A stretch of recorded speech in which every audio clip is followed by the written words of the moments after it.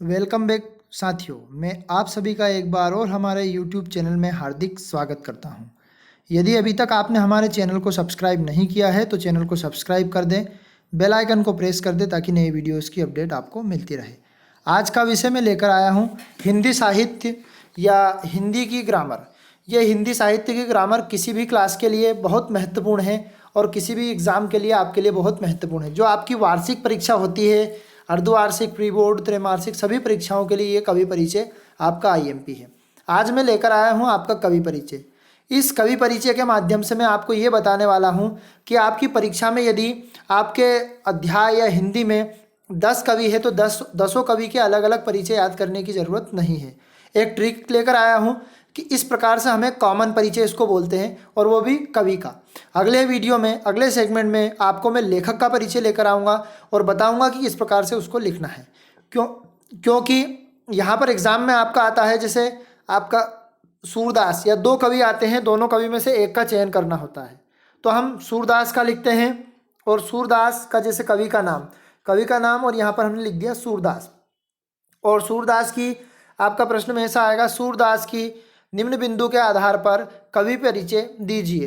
तो निम्न बिंदु के आधार पर कैसे देना है? सबसे पहले आपको 2 रचनाएं लिखनी है, भाव पक्ष और कला पक्ष लिखना है, और फिर लिखना है साहित्य में स्थान। तो मैं आपको समझाया देता हूँ कि भाव पक्ष, अब रचनाएं, तो रचनाएं आपको 2 याद होनी चाहिए। तो सूरदास की वैसे रचना होती है सूर सागर और सूर सरावली और साहित्य लहरी। तो मान लो यहाँ हेडिंग में हमने वो रचनाएं लिख दी।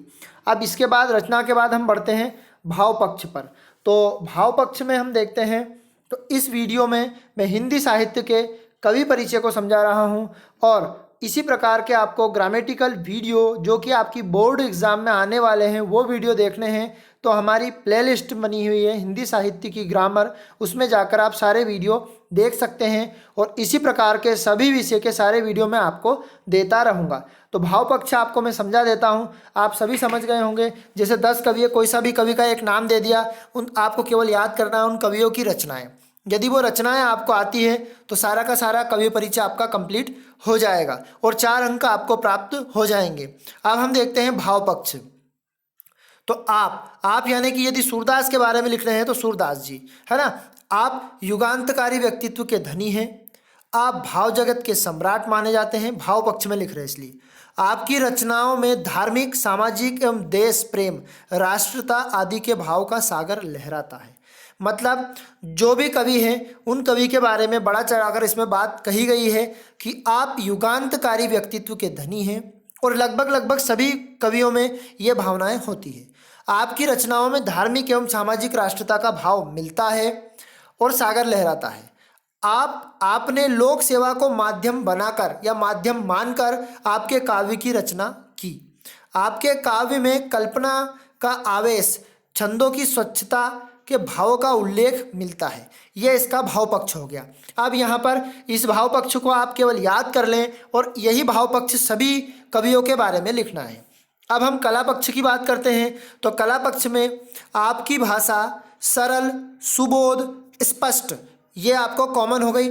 आपने सभी अलंकारों का प्रयोग किया आपके कला पक्ष में, है ना। आपकी शैली में, आपकी शैली जो भाषा शैली होती है उनकी बात है, आपकी शैली में कौन कौन से गुण, एक प्रसाद गुण, ओज गुण, माधुर्य युक्त गुण हैं, या आपकी भाषा शैली में आपके भाव पक्ष की जो शैली है उसमें प्रसाद, ओज और माधुर्य गुण युक्त है। आपने अपनी रचनाओं में रसों का प्रयोग कर उन्हें रस युक्त बना दिया है, मतलब उनमें सारे के सारे रस का प्रयोग करके रसयुक्त बना दिया गया। अब साहित्य में स्थान, तो साहित्य में स्थान हम देखते हैं। सबसे पहले आपकी काव्य भाषा बहुत सरल है, सहज है और स्पष्ट है, आपके अनुसार आप लिख सकते हैं।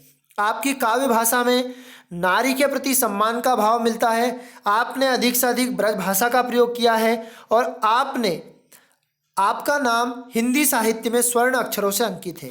मतलब कहने का मतलब, मैंने आपको इस कवि परिचय के माध्यम से ये समझाने का प्रयास किया है, यदि आप उस कवि के बारे में ये ऐसी बातें, जो ऐसे भाव लिख देंगे तो आपको 4 अंक बराबर आपको देंगे। ये आपके कवि परिचय के लिए ट्रिक हो गई।